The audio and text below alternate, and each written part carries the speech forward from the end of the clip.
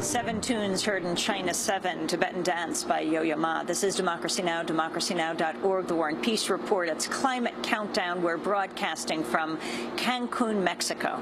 In a speech at the UN Climate Change Conference, Bolivian President Evo Morales warned Thursday against throwing out the Kyoto Protocol, saying such a move could result in ecocide or genocide.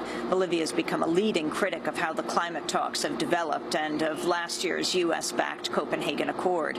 Soon after Morales spoke, I had a chance to ask him a question at a news conference. He was also asked to respond to recent criticism from Nobel Prize winner Mario Vargas Llosa. I'm Amy Goodman from Democracy Now! In the United States. A State Department cable was recently leaked by WikiLeaks that quotes a top White House official saying that countries like Bolivia and Ecuador and others need to be neutralized, co-opted, or marginalized. I wanted to get your comment on this, on the fact that the U.S. cut off funding for Bolivia after you refused to sign the Copenhagen Accord, and where you think the Cancun Accord is going and needs to go. Well, the topic of WikiLeaks, the WikiLeaks documents, WikiLeaks, we realize how espionage from the U.S. government takes place before Obama and after Obama. Happily, we are not sorry because there is a stop to this type of imposition, espionage, threats, intimidation, trying to break up the economies and the policies and also our identities. Happily and timely, we announce this constantly. I'm happy to have started to provide dignity to the people of Bolivia, men and women. In the 4th conference of the Defense Minister of America, where the Secretary of Defense of the U.S. was present in Santa Cruz last month, I decided 2 things. It's Evo's knee or the dignity of the people. I prefer the dignity of the people than Evo's knee,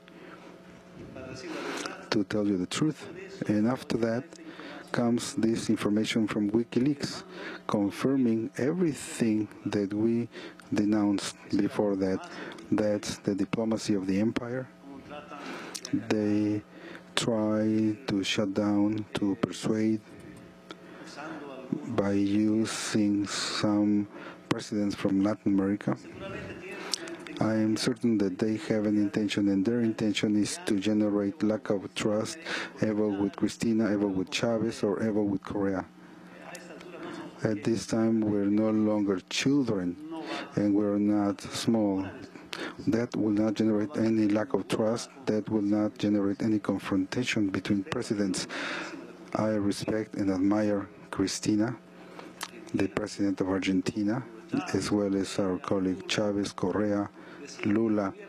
They said that he had a tumor on the nose because he had a problem in the nose, but not a tumor. I reached the conclusion that intelligence agents from the U.S. lack intelligence, and they speak foolishness that I have a tumor. They want to cause damage. They won't be able to do it, but this type of operations will continue, of course, although we have started to provide dignity to the people of Bolivia, men and women, no matter the fact that we are a country that is labeled as underdeveloped or developing, well above whatever our economic, cultural situation is. Above all of that, there's our dignity, and I'm not sorry for having expelled the U.S. ambassador at the time when we expelled the U.S. ambassador. Since then, there's no conspiracy against democracy. There's no more attempts of coup d'etat. What our journalist friends have to know is that wherever the U.S., its government, it has monopolic interest through their ambassadors, There's no guarantee neither of democracy, there's no guarantee for development, there's no guarantee of the integration of peoples. Whether Obama accepts it or not, with the U.S., with the American empire, we are 3-1. If we talk about democracy, we must recognize with the coup d'etat in Honduras, Obama beat us. But the empire has lost in Venezuela, in Bolivia, and in Ecuador with their attempted coup d'etat. That the Latin American people is beating the empire 3-1 goals. That's good. We will always have one goal against us, but that's the U.S. And the WikiLeaks is mentioning this espionage. They can do it. It's the right. If we were not in government, we would also be organized to preventively fight against capitalism, neoliberalism, against colonialism. That's our right that we have, but they are not even able to control their intelligence, their forms of control, or their forms of espionage. I believe that even in that situation, the U.S. is decadent. From Millennium paper in Mexico, Mario Vargas Llosa has just said that you headed a government which was a joke. You were the clown. He considers you a clown.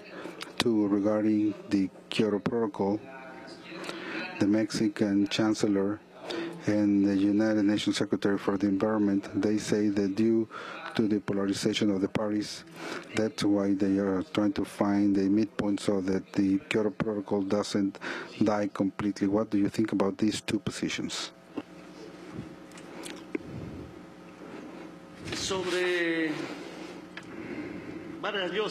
Now, regarding Vargas Llosa,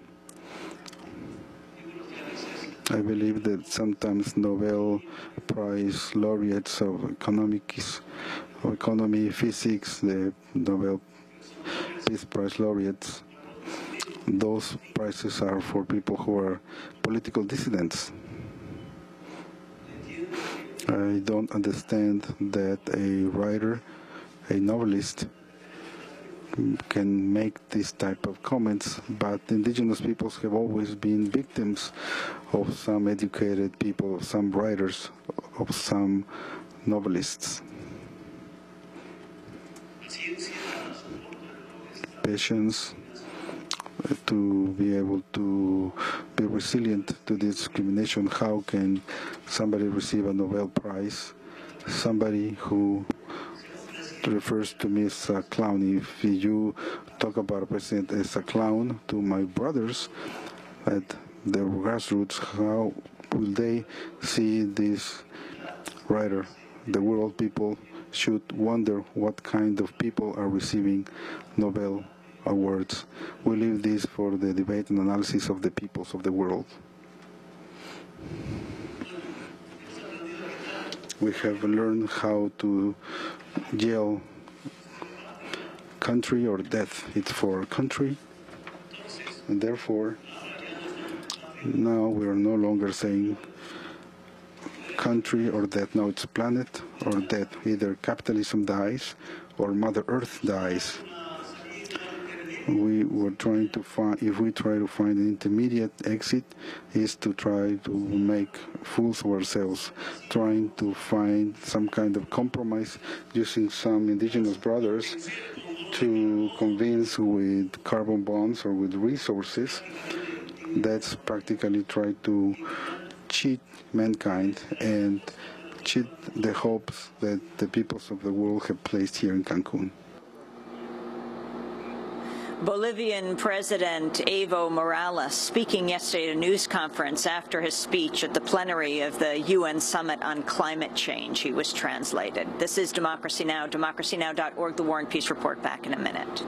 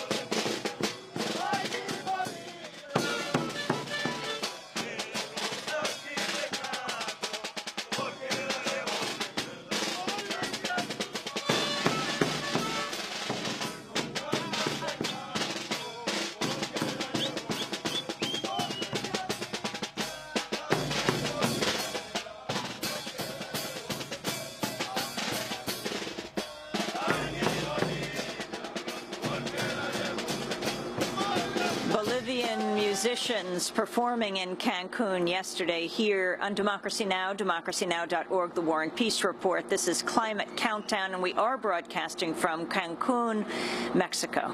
I'm Amy Goodman. Today's